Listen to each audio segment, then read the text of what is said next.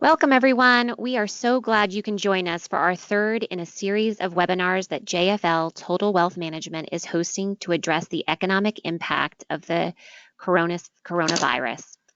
As a business owner, you are undoubtedly worried on several fronts. You're concerned for the safety of your family and friends. You're worried for your employees financially, and you're concerned about your own financial security. Today, JFL wants to break down the provisions featured in the CARES Act, a $2 trillion stimulus package that was passed by Congress on March 27th. We will address those benefits available for small business owners, provide some recommendations on next steps, and some ideas about what you can expect in the coming weeks. The CARES Act is complex, and as we've all seen in the news, many of its programs are still being fine-tuned or in some cases just being rolled out now. We encourage you to send in questions through the questions feature on the webinar panel, and we'll answer as many as possible. If we run out of time and your specific question is not read during the webinar, we will follow up with you directly to provide an answer. A recording of this video will be posted on the JFL website on the webinar page, and we will also send out a link to all of the registrants. Without further ado, let's introduce our two panelists for today. Kane has an MBA from Duke University and is a certified financial planner. She has extensive experience with analyzing and managing our private clients' portfolios and with developing comprehensive financial plans. Lynch is a certified financial planner and the founder of JFL Total Wealth Management. He's been working in the financial industry for more than 30 years and has owned multiple businesses during that time as well.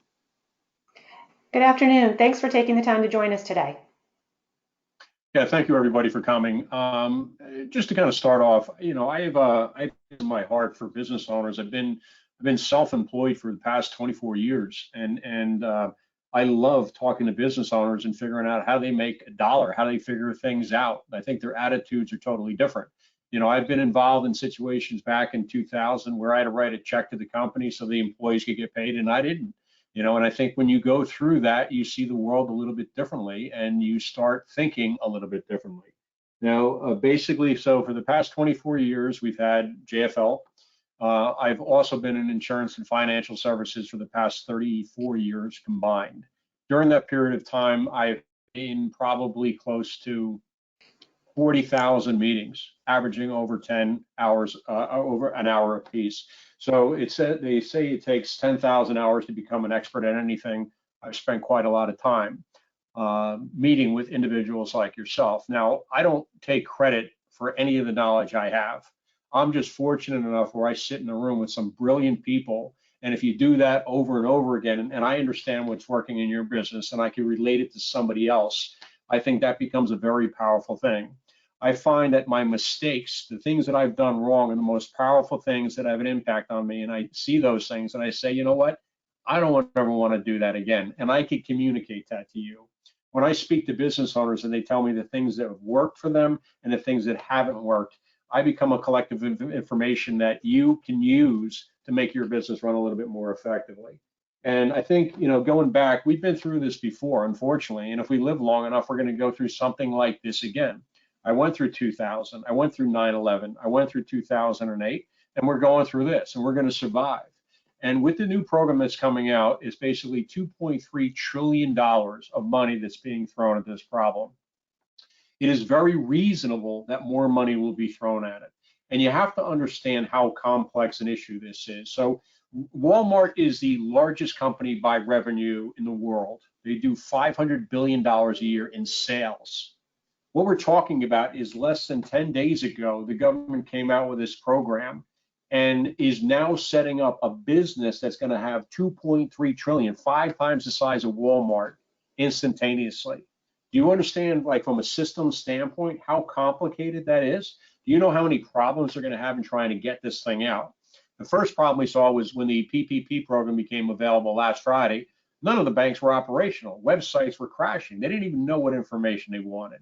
So this thing is going to continue to evolve, and our goal is to give you information as it comes out.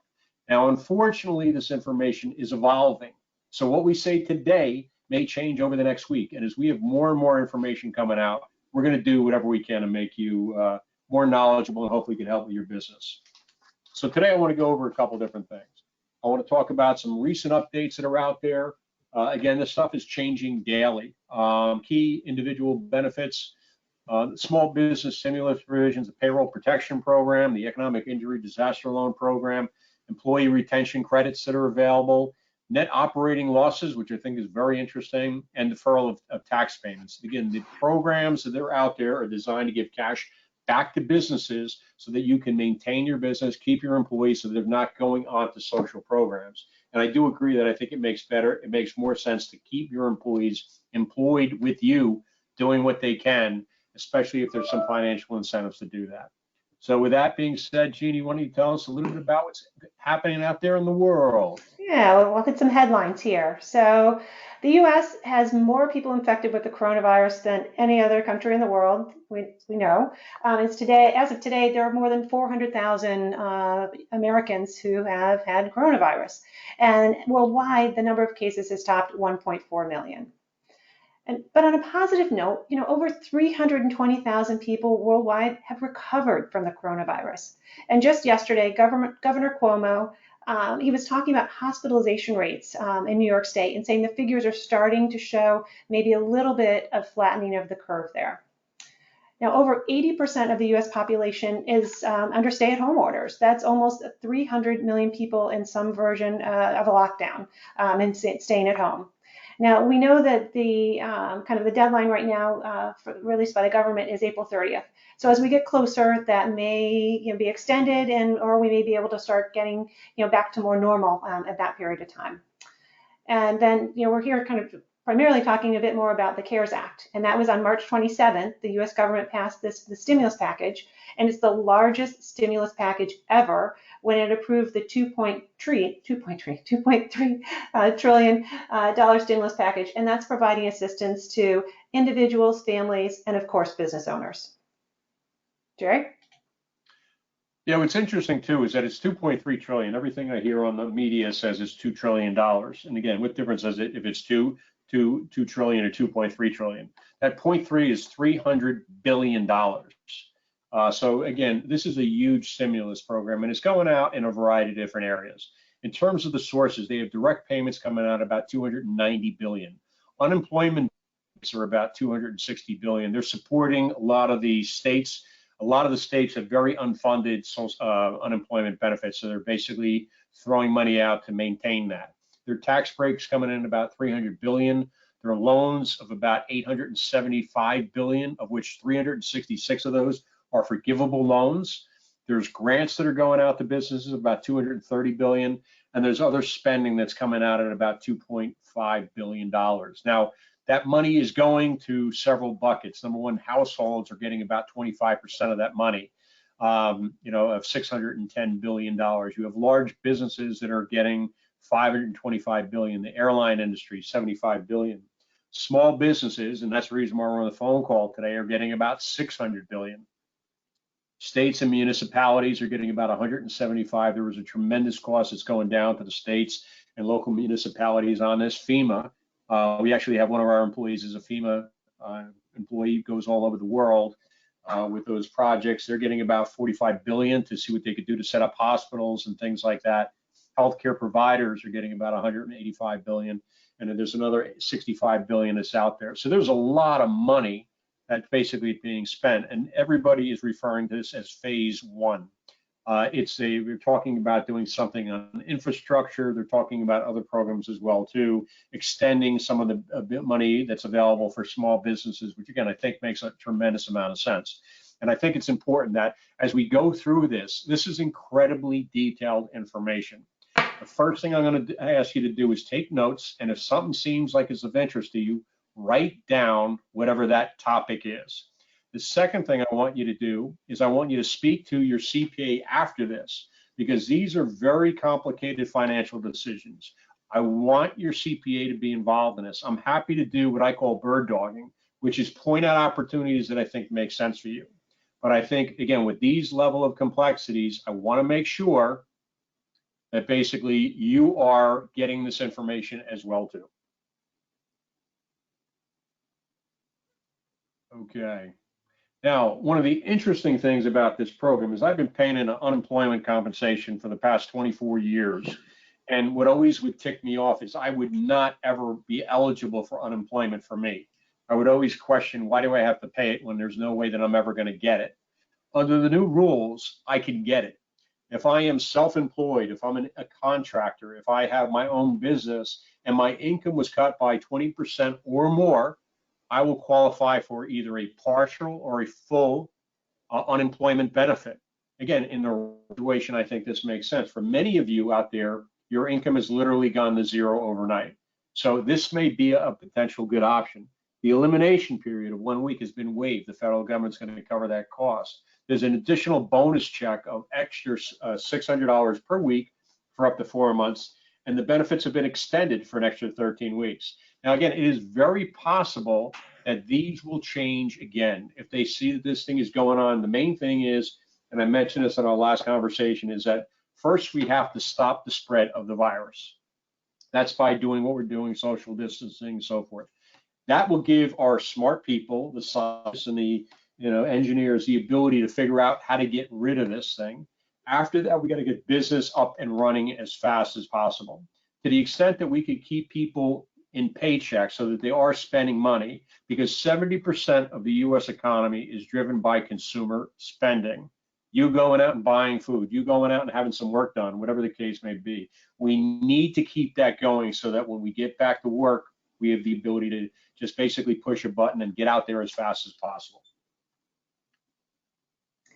So as part of the CARES Act, there's a retirement account provision. And, as we're talking to you today as business owners, but you're also individuals. So you most likely have a 401k, individual 401k, a SEP IRA, or even an IRA. And this kind of relates to these types of accounts for you as an individual. So first, just looking at this is find out, who's eligible. Am I eligible? Well, you are if you, your spouse, or a dependent, if any of you are diagnosed with the coronavirus, or if you experience an adverse consequence as a result of the crisis. Adverse consequences include being quarantined, furloughed, laid off, or being unable to work due to lack of childcare due to coronavirus.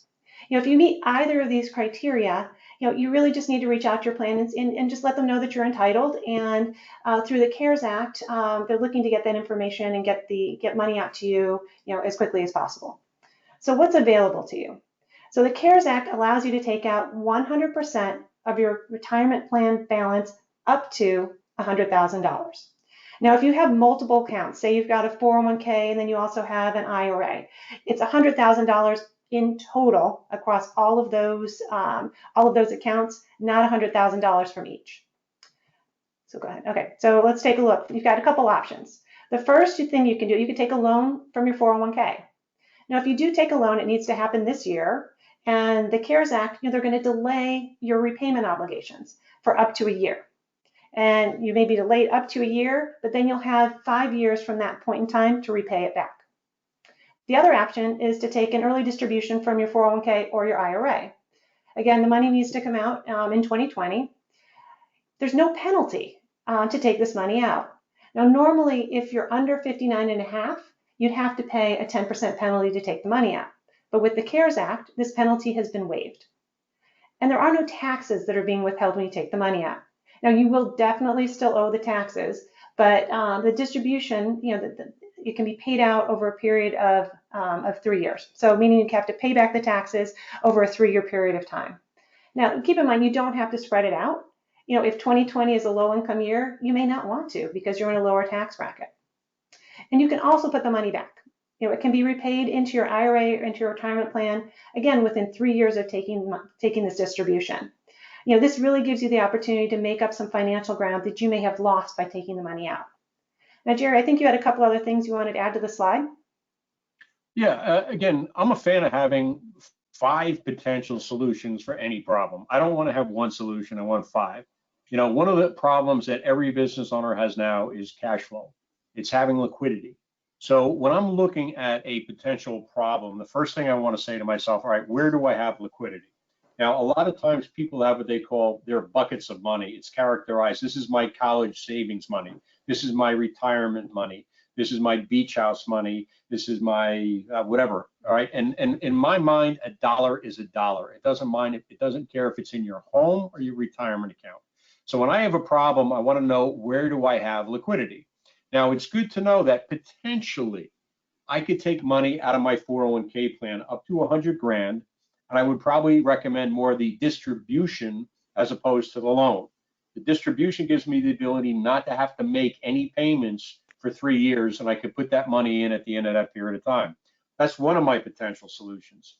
Another solution that I think everybody should have is a home equity line of credit. That's another solution. All right. Then we may have potential loans that are available through the Small Business Administration. That's another option. But if we have a couple different options that are available to us, we can make the best decision based on what is the cheapest cost of money at that moment in time. Now, also, if you're a business owner, it's reasonable that you have a 401k plan in place. All right. If you have a safe harbor plan, and many of you do, it is possible that we could shut that thing down. So you do not need to make contributions into the plan this year. It may create some testing issues. However, I'd rather have you have the ability not to make contributions into the plan and keep one of your employees than basically say, good news, we're having a contribution, but Johnny, you're fired. Okay, this gives you money where at the end of the year, if you want to make that contribution, you can. So I just wanted to get that out. Now, I always look for things where I look like a hero, all right? And as a business owner, as a small business owner, I have tremendous flexibility in terms of how do I pay somebody. Now, if I have a younger employee that works for me that has a student loan, first of all, their student debt is being pushed back from March till September. It's not going to accrue any interest. But in the lower right corner, you will see a jewel that is out there. For 2020, an employer can exclude student loan payments from compensation. So let's assume at the end of the year, things are going in the right direction. And I could pay Johnny a bonus, or I could give money and put it into his college loan. I may want to consider the college loan, and let me kind of walk you through why. Number one, it's not going to be considered taxable income to the employee.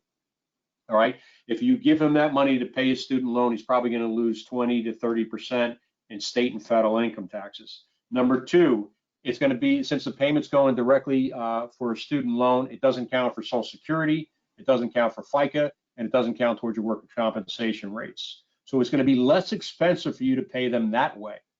And again, it's going to work for the employee, it's going to work for you, and it's a great way that you could do something that bigger companies cannot do. General Motors is not going to do this. You can.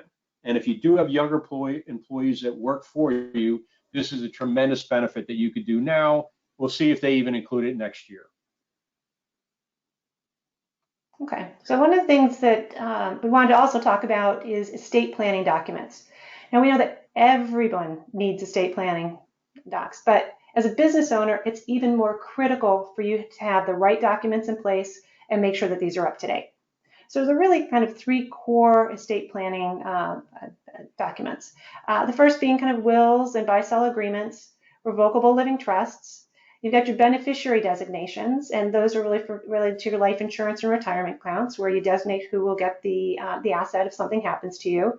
Your medical directives, those are also known as your living wills. A medical release. This gives the doctor or hospital the ability to kind of share your medical information with others.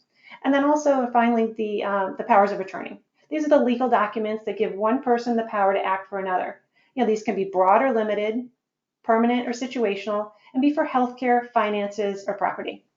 You may not know that, if you get into a car accident, your spouse does not automatically get to make decisions on your behalf. You need to have these documents in place in order for that to happen. Now, as a business owner, one of the most important documents for you to have is the buy-sell agreement. You really need one of those. Because, what happens if you die? Your spouse is now responsible for running your business, in addition to taking care of their family. And, well, maybe if they have another job, they're having to do that as well. And on the flip side, what happens if your business partner dies? Your partner's spouse is now your new business partner. And they may not know anything about your business, and now they've got a voice and opinions about how to run it. One way of thinking about a buy-sell agreement is that it's a prenup for business. It addresses the question of what happens to your business if you die, become divorced, become disabled, or are no longer able to run the business. We really recommend that you keep these documents up to date, and we want you to review them at least every 4 years or sooner, if there's a major life or business change. If you have adult children, one of the things we do want you to, make sure that find out from them that do they have documents. If they don't, we want to make sure that they're prepared as well. They may not need the same level and degree of estate planning documents that you have. There's some ways that they can go online through a LegalZoom or Rocket Lawyer to kind of get the minimum documents fairly quickly. Just a couple of quick points with that too, is that let's assume I were just to pass away tomorrow and my wife became your financial planner. Well, first of all, she doesn't have any finance background. That would potentially happen, and that's really an issue. If you do have a partner, you have somebody in the business where you do have a buy-sell agreement, it should be funded with life insurance. And the reason why it needs to be funded is that I could have a buy-sell agreement with anybody. If they don't have the money to buy my business, my agreement is worthless. It's not worth anything if there isn't funds available to guarantee that they could get paid. Another thing to think about is this: as a business owner, if you were to get hurt or sick, can anybody else write a check from your business? That is a really important thing to think about. A while ago, I have it. So again, my wife has the ability to be a co-signer on the accounts. We gave her some level of responsibility. We also have a plan B above and beyond that, so that our business would not shut down if anything happened to one individual. And as a business owner, you need to understand that. All right, so let's talk about the PPP program. This is a very interesting program. Basically what it is, it's a federally guaranteed loan to assist small businesses maintain their payroll during this emergency. It applies for businesses, nonprofits, veteran organizations with less than 500 employees, and self-employed and independent contractors are also included. So I have people who are attorneys and the court system is shut down right now. They may qualify for these types of programs. The loan can be used to pay for payroll costs, rent, utilities, interest on mortgages, group health insurance, and it will be potentially forgiven provided you do certain things. And you could get up to a $10 million maximum loan that potentially all of that money could be forgiven. Anytime somebody will give you money and they'll forgive that loan, it's got my attention. I want to find out more about that. Okay.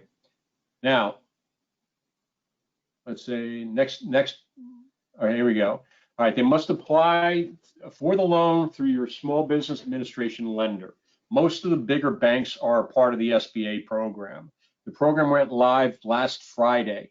My bank is TD Bank. TD Bank did not have an idea of how they were going to set it up. I spoke to them. They said hopefully sometime this week. They did go live, I think, on Tuesday.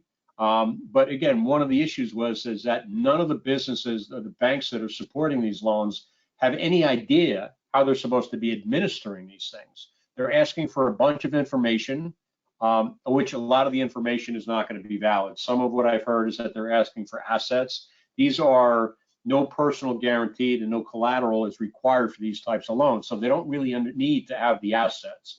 But again, right now, the banks are doing this. You could probably go through the SBA, and there are some documents you should have. You should have your letters of incorporation. You should know your payroll numbers. You should know your total revenues.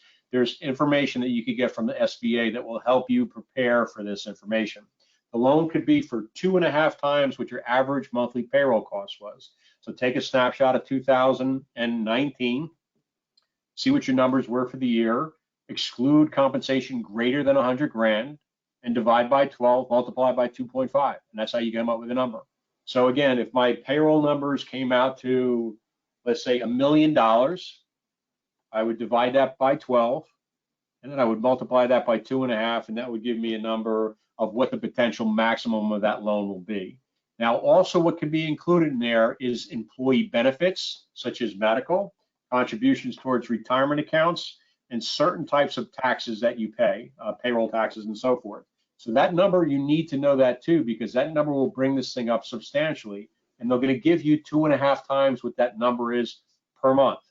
Maximum interest rate on this thing will be 4%, and the initial payments will be deferred anywhere from 6 to 12 months. No personal guarantees. So again, if for some reason you can't pay this money back, guess what? You're fine. If your business fails and you've borrowed out this money, no problem. Again, there's no personal guarantees. and no collateral required. And you must apply by June 30th. I would tell you, if you don't apply now and this thing works for you, you're crazy. Again, it's a forgivable loan. It could be used to pay half the cost of your employees, and we'll get into some of the specifics. Okay. Proceeds may be used for payroll costs, group health insurance benefits, salaries, commission, rent, mortgages, and utilities. It cannot, again, it's not going to be included for people making over 100.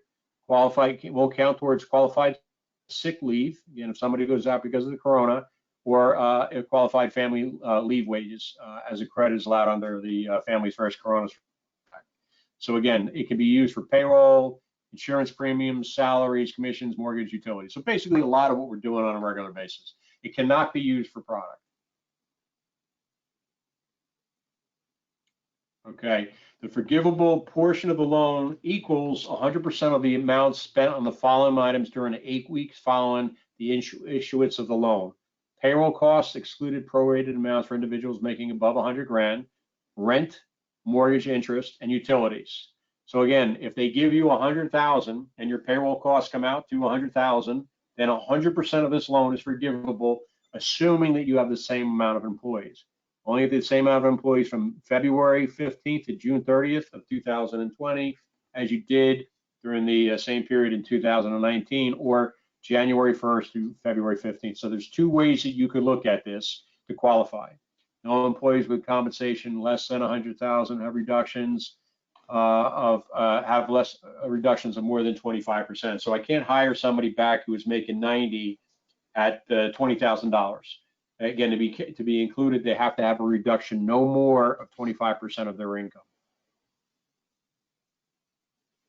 Now, again, this is the math for it. Let's just kind of make this thing simple. Let's assume I have forgivable eligible cost comes out to $1 million. They lend me $1 million, and I have forgivable eligible costs of $1 million. What they're going to do is they're going to multiply the amount of full-time employees per month during the covered period that I have, and they're going to divide that by the full-time employees per month from February 15th through June 30th of last year. If that number comes out to, again, it comes out to the same, it means 100% of that loan is going to be forgiven. Okay? Now, the second way that they could do it is really, the only difference here is that they're looking at January 15th through February 29th. So I think what you need to do is take a look at your payroll over that period of time for full-time eligible employees and take a look at what works better.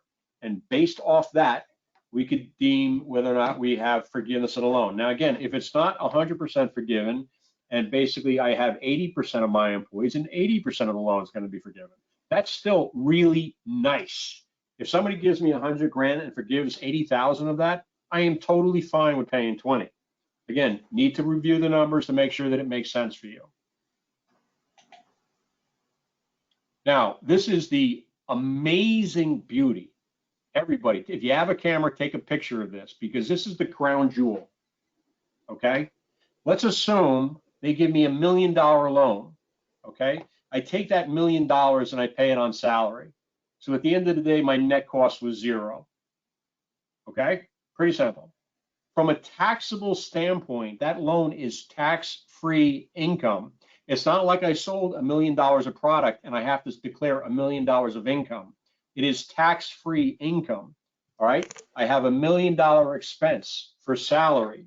I now have a net loss for income tax purposes of $1 million, which means that if I'm in a 32% tax bracket, this will save me 320 grand.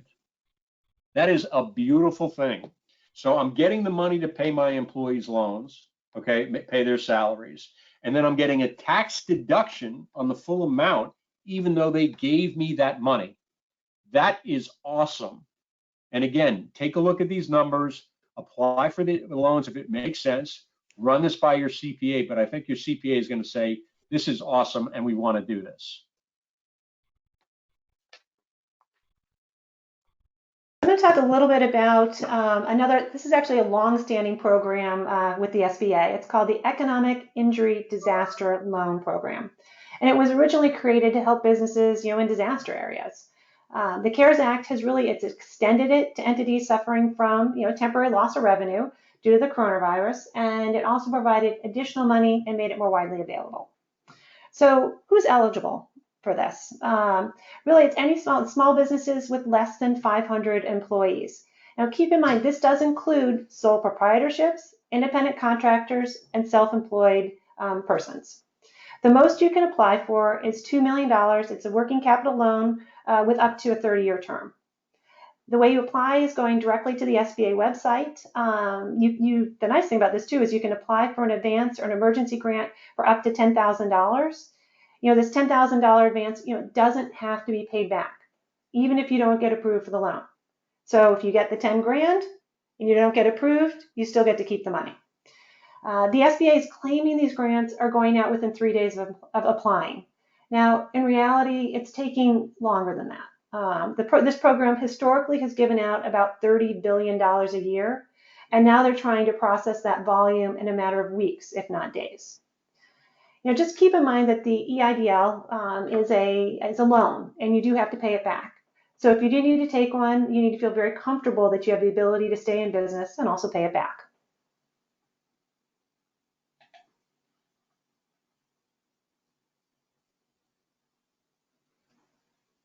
Jerry, I think you're on mute.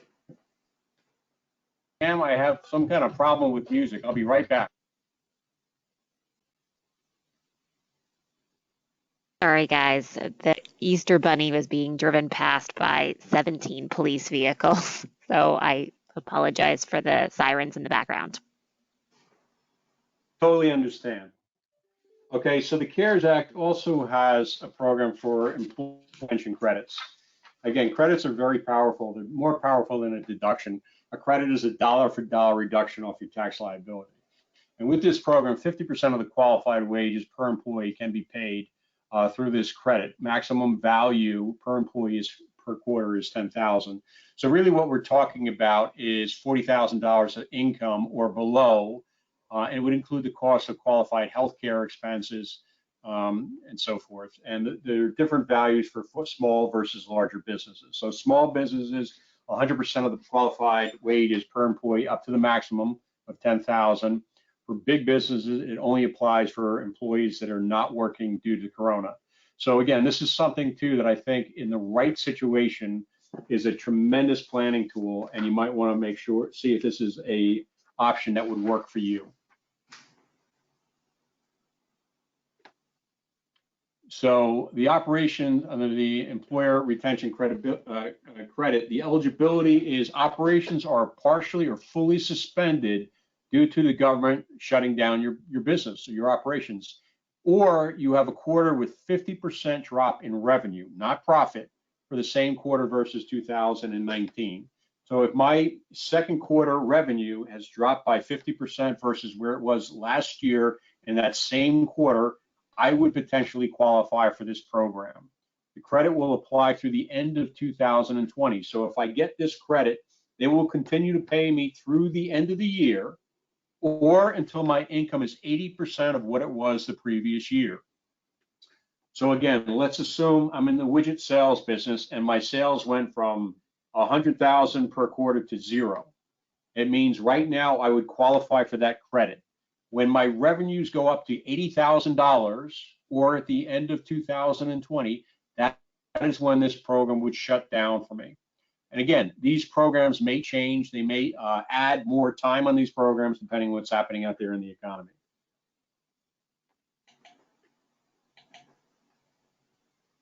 Okay, net operating losses. I love this stuff. So I have these debates with people, and we talk about Amazon and why Amazon doesn't have to pay any income tax, and it's so unfair that they don't have to pay any income tax. And I just kind of explain to them some of the basics of the tax system. If I make no money this year, I owe zero income tax if I'm a C corporation. If I lose $20 million because I've invested into my company, I pay zero income tax. And what will happen is net operating losses allow you to use losses from previous years going back or forward, all right? So why Amazon pays no income tax is they have paid billions into their company over a very long period of time where their investments in their company were substantially greater than the revenues that they were making and the profits that they were making. So now what's going to happen is for this, net operating losses can be carried back up to 5 years or forward indefinitely. So if I have a loss this year, I could go back as many as 5 years, and I could take a look at where I had gains, refile my taxes, and get my money back. And again, what this will do is this will accelerate a tax refund for the current, so I could get cash back faster, as opposed to having it carry forward. Now, they will be available to offset up to 100% of my taxable income, and that used to be previously 80%. So again, this is a rather complicated area. I would say, again, speak to a CPA. If any of this stuff sounds like it might be of interest to you, again, I would write this down, bring it to your CPA. Again, we could be on a conversation as well, too, to see if it really applies for you and if it makes sense for us to do this. Okay, looking at payroll taxes. Now, the CARES Act has implemented the ability to defer your payroll taxes from your 2020 payroll taxes. You'll owe 50% at the end of 2021, and the remaining half due at the end of 2022. If you're self-employed, you get this benefit as well. However, the deferral only applies to the employer portion of your payroll taxes.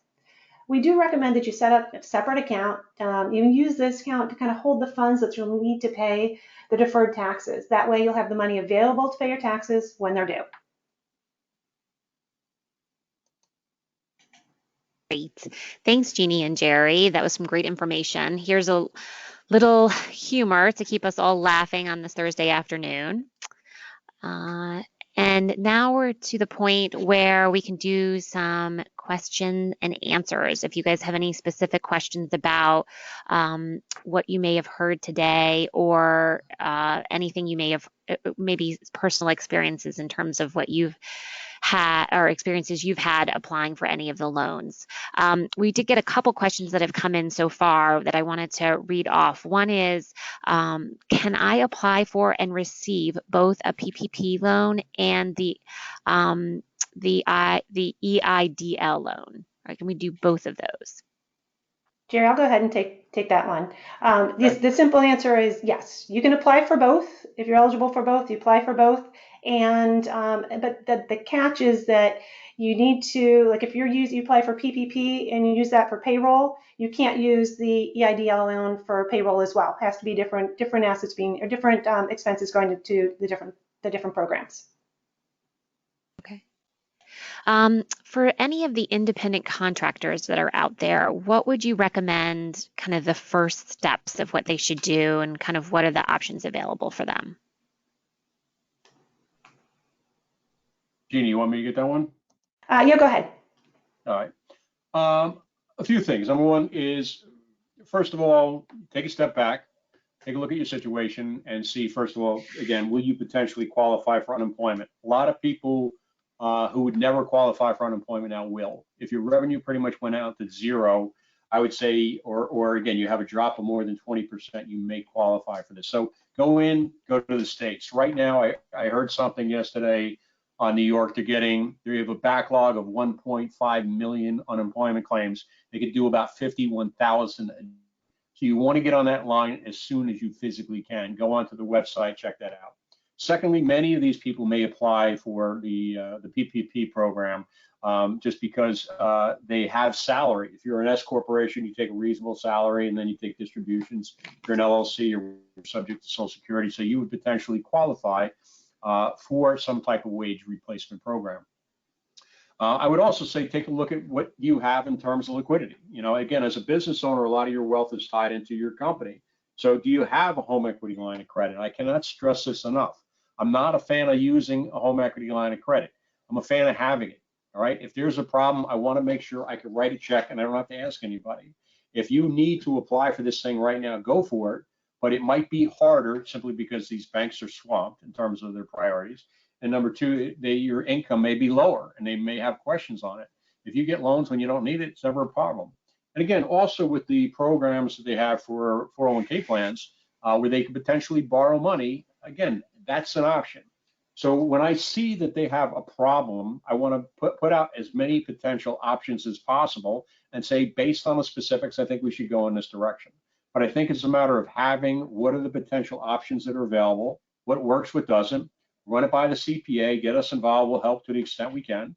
And I think that will help you make a better decision for you and your business. Okay.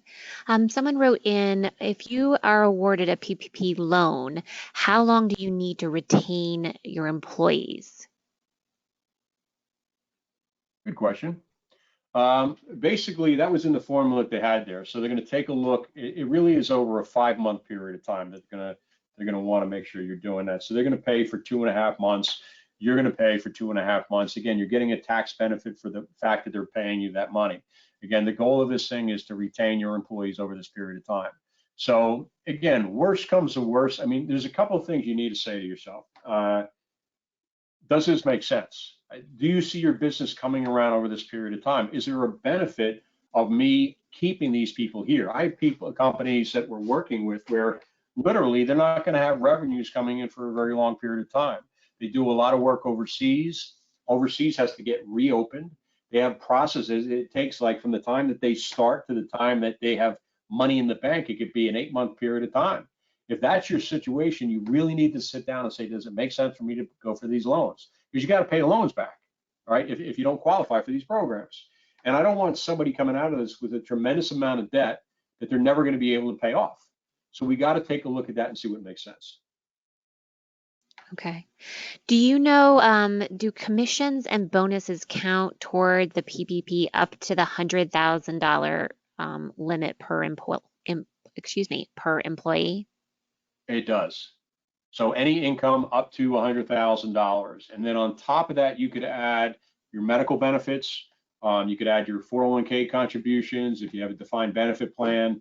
I think FICA taxes, some of the other ones as well too, can be included in those numbers. And again, some of those medical numbers, it rocks your world how much you spend on that stuff. You need to include the numbers.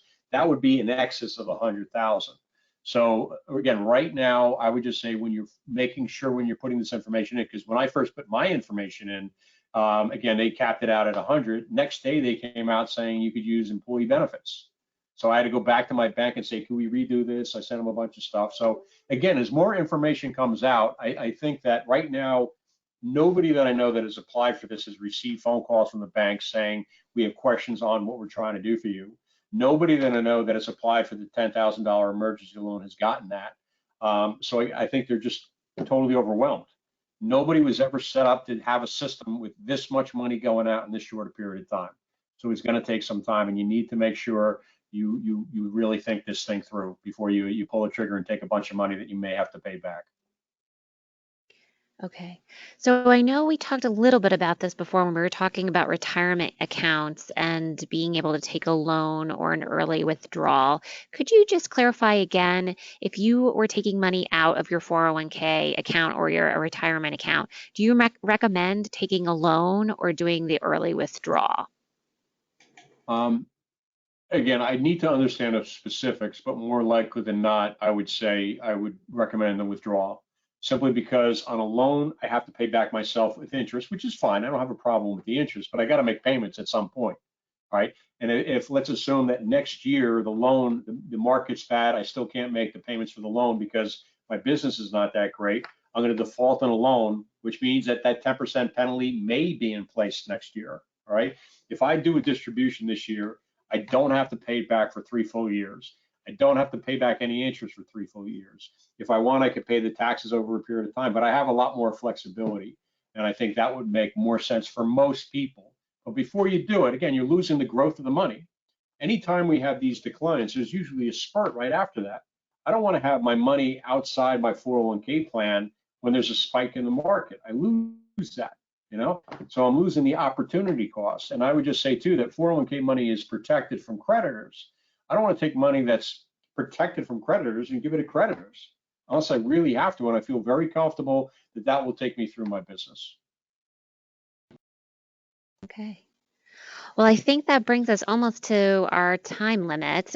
We appreciate everybody who's participated today.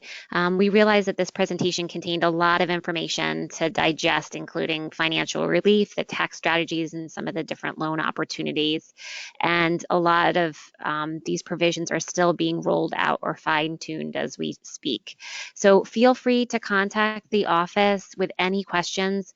We encourage you to work with us alongside your CPA or your attorney to determine what might be the best route for you, your family, and your business. So Jerry, did you have any last comments you wanted to add? Yeah, just a couple of things. Again, as I said before, I've been working with business owners for 34 years. I mean, this is kind of what I do. And I'm amazed at the ingenuity that people have and how they come up with these ideas to make a better mousetrap. I think when I look at these situations and I see how businesses are evolving, I just love the way that they're kind of come up with new ideas. While there's some very bad things that are happening out there, one of the nice things is you could get the phone and call up anybody right now and they pick it up. Previously, if you were a vendor and you tried to get me on the phone, you couldn't get through. Somebody's going to block you. Right now, you call me on the phone. Guess what? The phone's there. I pick it up because I'm the only employee in the office. I think as we go through this, one of the pieces of advice I would say is again, assume you're not going to get these loans. Take a hard look at your business. I don't want you coming out of this thing with a tremendous amount of debt.